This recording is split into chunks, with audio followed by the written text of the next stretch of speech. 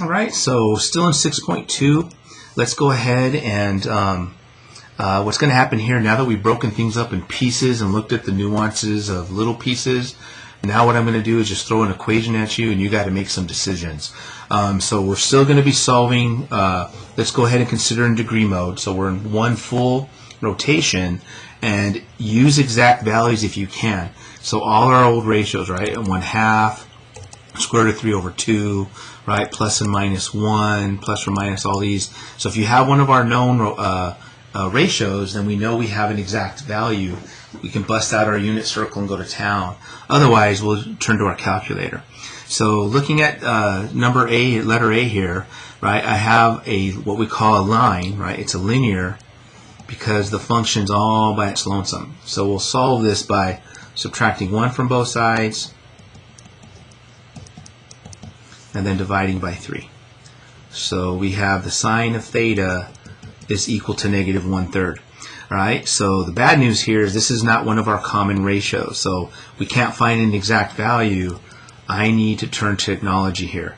Of course, when I turn to technology, we're going to invoke the inverse cosine, which means I've also, right, restricting myself to negative pi over 2 to pi over 2, or negative 90 to 90 degrees. So we have to be very, very aware of that technology is going to give us an answer, but it may or may not give us the answer that I want, because I want the first positive rotation, and since it's negative, we know technology is going to give us the negative rotation in a quad 4.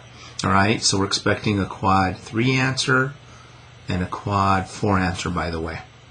So let's go ahead and use the technology to see what we can do with it. So inverse sine, right, and we're taking the inverse sine of negative 1 divided by 3. So what technology is giving me is negative 19 looks like 4712. So we know that that was going to happen. So negative 19.4712. Okay, so there's good news and bad news to this. The good news is we have a solution.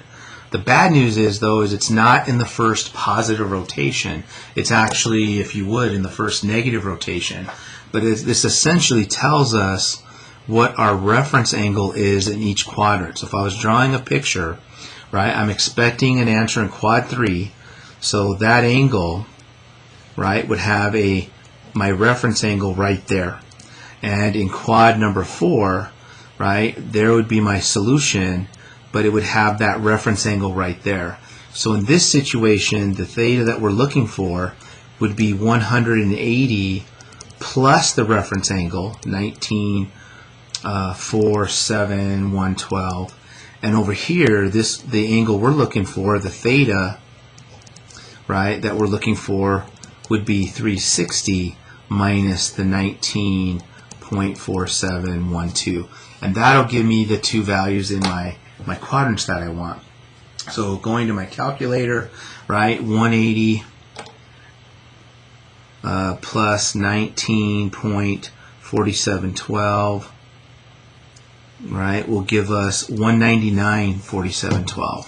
So there's one of our angles. So 199.47112 degrees. So that's the angle that's in quad 3 that we're expecting. Over here, if I take 360, let me just come over here, do it this way. So 360, and this time we're subtracting that, we get 340.5288. So 340.5288 degrees. So that would be the quad 4 angle that we have. So good news is we can invoke technology, right? Technology is very helpful, but because of the limitations on it, because of the restricted domains, it's not giving me the angle that I want in the first rotation that we want. So it's back to a reference angle. So it does give me the reference angle, and then, you know, going back to the reference angle in the quadrants, we can build the angle that I need. So in this first one, right, it's 180 plus the reference angle to get the theta that we want, right? So it'd be that angle. And over here, we're talking about that angle going to quad 4, so it's 360 minus the reference angle. So again, some good review of some trig in combination of what we've used before. The next one, I see a cosine squared, so I definitely see this as a quadratic, but we can basically, I'm kind of anticipating the square root property here, because if I just isolate this, right, add 1 to both sides, we get 4 cosine theta equals 1. Divide both sides by 4, we get cosine squared theta equals 1/4. So taking the square root, we've introduced a plus minus. The square root of 1/4 is 1/2. So we're basically looking at cosine of theta is negative 1/2, or cosine of theta is equal to 1/2. Good news is 1/2 is one of our common ratios. So cosine's negative, that's quadrant number 2 and quadrant number 3. Cosine positive, that's 1 and 4.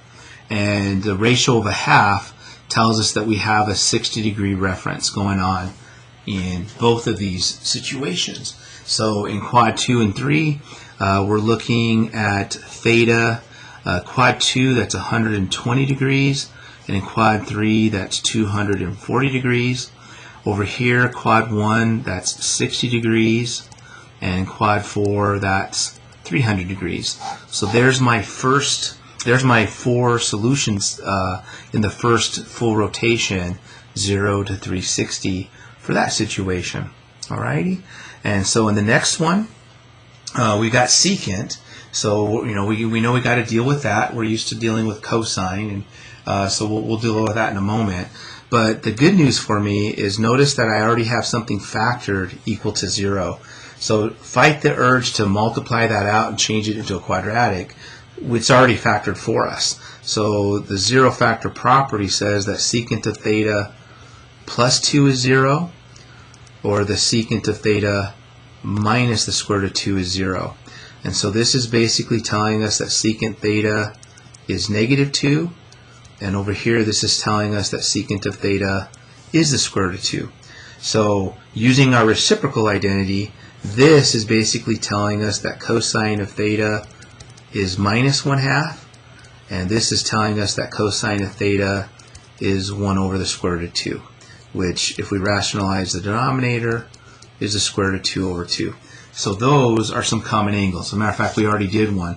So this one, our theta is 120 degrees and 240, because the negative tells us we're in quad 2 and quad 3.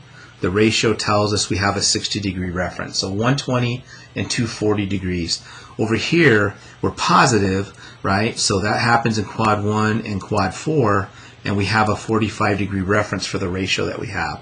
So one of my solutions is 45 degrees, and then in quad 4, that 45-degree reference would be 315. So there's our 4 solutions for that one, and all we had to do is use the zero factor property, use my reciprocal identity, and then we had something in nice cosines that we can use. We had some nice special angles that we could take advantage of. Wow, so there's a nice hodgepodge. So invoking our calculator and reference angles, we used the square root property, we used the zero factor property, we used a little bit of trig identities, we used reference angles, all good. So lots of things coming together. Hopefully it's coming together for you as well. Good review, all right, of a lot of previous ideas. I'm going to do one more round of these. I'll see you guys. Let's cut this video off since we're almost 10 minutes into it, and I'll start fresh with a new fresh page.